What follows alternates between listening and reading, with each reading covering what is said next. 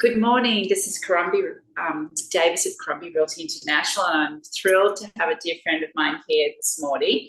And I'm actually on location at her office, and this is Dr. Diane Thompson. And Dr. Thompson specializes in the well-being of individuals, which is, something I've always studied. I've always been conscious as I go throughout my day, because as we deal with, as we know, pressures in life and families and careers, and how do we all put it together. And today we're going to focus on the well-being of the number one person is you, and what you should, how you should go about this, and maybe you could go into that. Absolutely. So it is really good to see you too. Right. And full disclosure, I am a psychiatrist.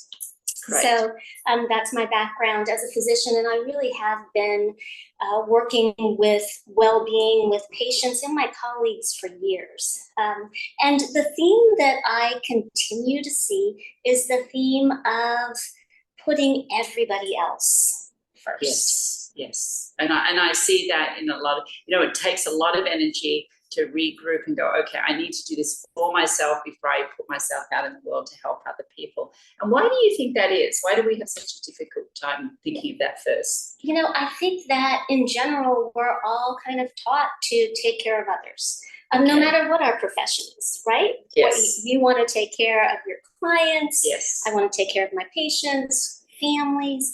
Everything seems to come first. And oftentimes when I ask women, who's the most important person for you to take care of? Yes. They'll come up with everybody else. Wow. Yes. So husband, my parents, my kids, and I'll keep waiting, and then they'll sometimes look at me and say, oh, I was supposed to say myself. Yeah. And it's interesting because I'm very conscious of having a healthy mind and very calm mind, because my clients in real estate have a lot of decisions to make at times, and I have to be very calm for them. But today, as I hear you say, who's your number one person, I think I would be embarrassed to say, oh, it's me. Isn't that interesting? Well, and that's where we have this guilt about taking care of ourselves and recognizing ourselves as the number one person. I'm sure you've heard in airlines, put the oxygen mask on yourself first before helping others. And we all kind of know that idea. Yes. But that's for survival. That's like life and death. If we're talking about day in and day out quality of life and being our very best, the only way we can do that is by putting ourselves first. And that is a huge pivot for most people, and especially for women. So I suppose what I may ask you here is, what's a good exercise for somebody to do to get into that mindset of putting yourself as number one? What would be a good habit for somebody to do to make a change in their habits right now? Right. Well, you may do some of these things because I know that you do take care of yourself, and that is not at all selfish. That's healthy. But it's a start with waking up in the morning and saying, I'm going to take care of me today. Yes. And then thinking about, okay, what are some little things I can do that represent the fact that I'm taking care of myself? Yes. So maybe it's as simple as, I'm going to start eating a healthy breakfast. Okay, got it. Yeah. And then this is not about a diet, losing weight, I should be somebody else, look differently, or, oh, I need to take care of my family first. They're going to benefit from a good breakfast too, right? If Absolutely. They're in the same household as you. But just any little thing like that you can do that improves your overall well-being. Yes, and you say the mornings, and one of the things I've heard people say is, I get up earlier than anybody else, so I have that time to myself.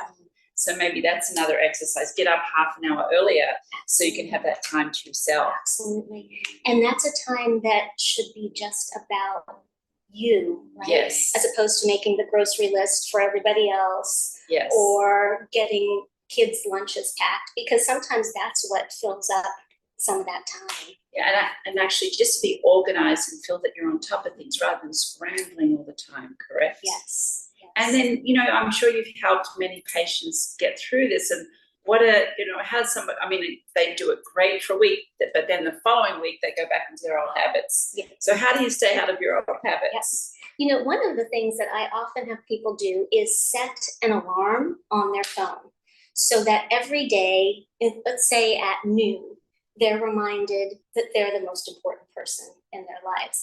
And so sometimes I'll say, now don't just put alarm, write something really fun. So when you look at it, when your alarm goes off, it says, I am beautiful. And when I even tell women that, they often are like, oh no, I couldn't put that on. Yes. Well, why not? Yes.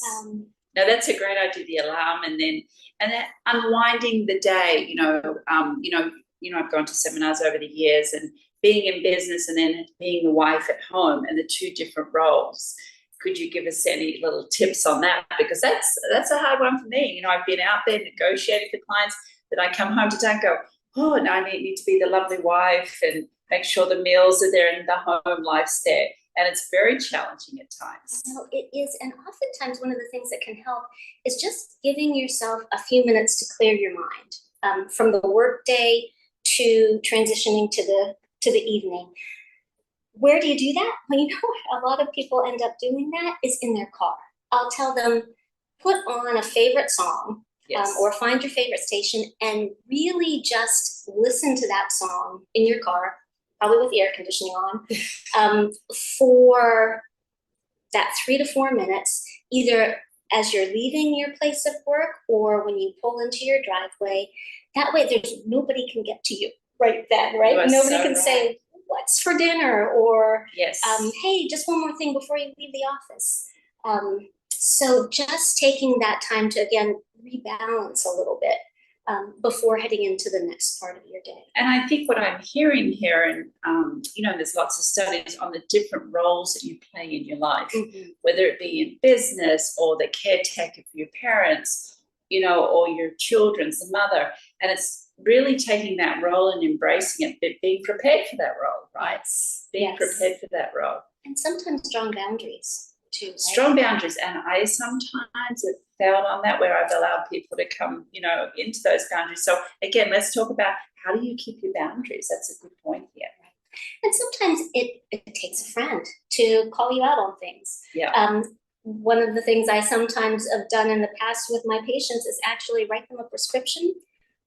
You can call your mother 3 times a week, as opposed to every day. Got it. Right? Yes. And just hearing somebody else say that's okay. Yes. Can be really freeing. And I honestly have had patients come back saying, I feel better.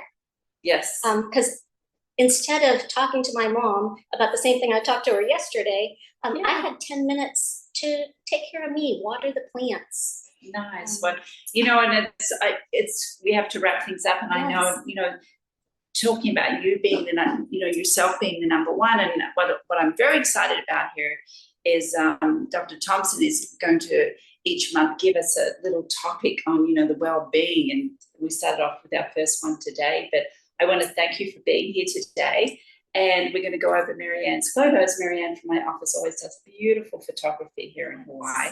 I'd love to see. Yeah, and we'll just put those up on the screen, and the theme is inside Coco Crater. She obviously went hiking over the weekend, and she's it's famous for many different variety of plumeria. So she's taken a photo of the plumerias here, and also in Coco Head Crater, which is amazing. You've probably been there. Oh my goodness! Interesting cactus gardens. Isn't that amazing? Yes. So if you haven't hiked in Coco Crater, go. This is what you get to see. It's amazing. And then, of course, there's so many unique flower plants, and just stunning in there. I haven't been there for years. I need to go back after I've seen these photos today.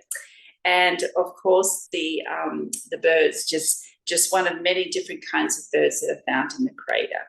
But again, thank you for joining us this morning. Have a wonderful weekend, and thank you. And we'll catch up with you next month. Sounds great. Great.